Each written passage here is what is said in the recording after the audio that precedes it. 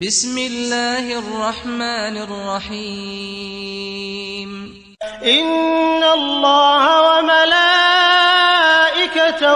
یصلون علی النبی یا ایہا الذین آمنوا صلوا علیہ وسلموا تسلیما.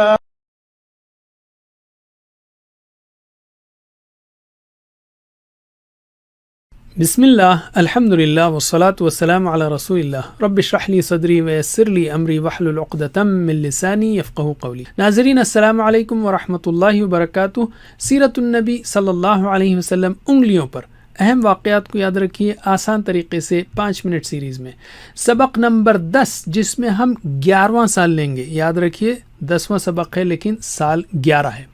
دائیں ہاتھ کو استعمال کریں گے ہم اس بار بھی لیکن تھوڑا سا نیچے رکھتے ہوئے تاکہ پہلے سالوں سے یہ مکس نہ ہو.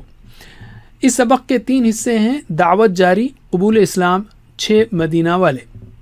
تو پہلا حصہ لیتے ہیں ہم دعوت جاری. اس وقت مکے کا ماحول سازگار نہ تھا لیکن رسول صلی اللہ علیہ وسلم نے طائف سے کسی اور جگہ جانے کے بجائے مکہ ہی لوٹنا پسند کیا جہاں آپ نے دین کی دعوت اور صحابہ کی تربیت کا کام جاری رکھا. شدید مخالفت کے باوجود آپ دین کی دعوت کا کوئی موقع ہاتھ سے جانے نہ دیتے. دین کی تبلیغ کی خاطر آپ نے ہر وہ کام کیا جو آپ کے بس میں تھا. جس سے ملاقات ممکن ہوتی آپ اس سے ملتے اور جہاں جانا ممکن ہوتا آپ وہاں دین کا پیغام لے کر پہنچ جاتے. اسباق و عمل: روزانہ کچھ منٹ ہی صحیح گھر والوں کے ساتھ قرآن، حدیث اور سیرت ترتیب کے ساتھ پڑھیں. دین کا بنیادی پیغام سیکھیں اور پہنچانے کی پوری کوشش کریں. دین کی خاطر کبھی کبھی اطراف کے علاقوں میں بھی جائیں. علم یعنی روکیے اور ایک دوسرے کو سکھائیے. دوسرا حصہ قبول اسلام، مشہور افراد کا. طائف سے مکہ واپسی کے بعد نبی کریم صلی اللہ علیہ وسلم نے حج کے لیے آنے والوں میں دعوت دی. ایک ایک قبیلے کو آپ دین کی دعوت دیتے. کھلی تبلیغ کے بعد پچھلے 10 سالوں میں آپ نے حج کے لیے آنے والے کئی قبائل اور افراد کو دعوت دی لیکن کسی نے اسلام قبول نہ کیا. البتہ 11ویں نبوی کے حج میں چند مشہور افراد نے اسلام قبول کیا. مثلا حضرت سوید شاعر تھے اور سمجھدار آدمی تھے.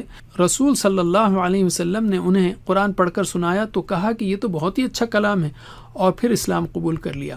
حضرت طفیل رضی اللہ عنہ قبیلہ دوس کے سردار تھے. مشرکین مکہ نے انہیں رسول صلی اللہ علیہ وسلم کے تعلق سے بہکا دیا تھا تو انہوں نے کانوں میں روئی ٹھونس لی کہ کہیں محمد کی باتیں کان میں نہ چلی جائیں.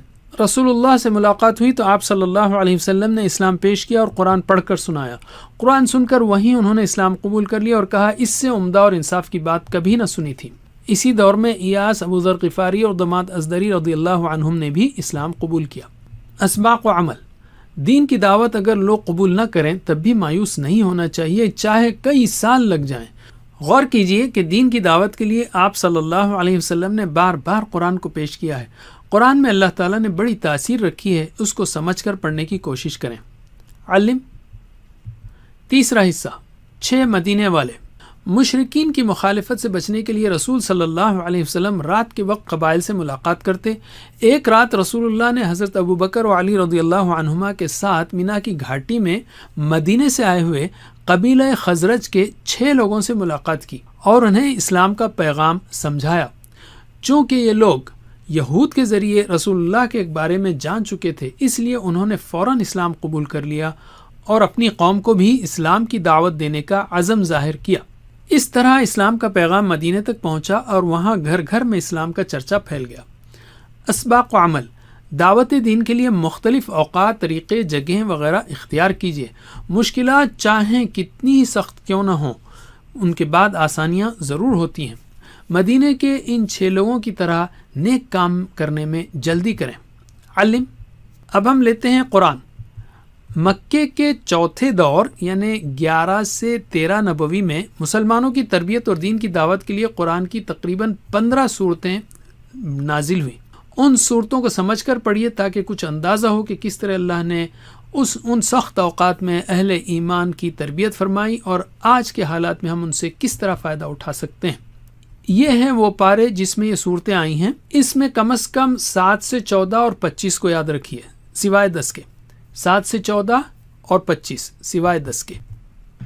حدیث: سوچیے کہ کس طرح قرآن نے اور حضرت محمد صلی اللہ علیہ وسلم کی باتوں نے صحابہ کرام کی زندگیوں کو ایمان، صبر، استقامت اور قربانیوں سے بھر دیا کہ اتنی شدید مخالفت کے باوجود وہ اسلام پر جمے رہے۔ اس لیے روزانہ احادیث کو پڑھیے۔ مثلا آپ صلی اللہ علیہ وسلم نے فرمایا قیامت کے دن میزان یعنی ترازو میں خوش اخلاقی سے زیادہ بھاری کوئی چیز نہ ہوگی۔ تو اعادہ کرتے ہیں ہم نبوت کے 11ویں سال کے ہم نے 3 اہم موضوعات سیکھے۔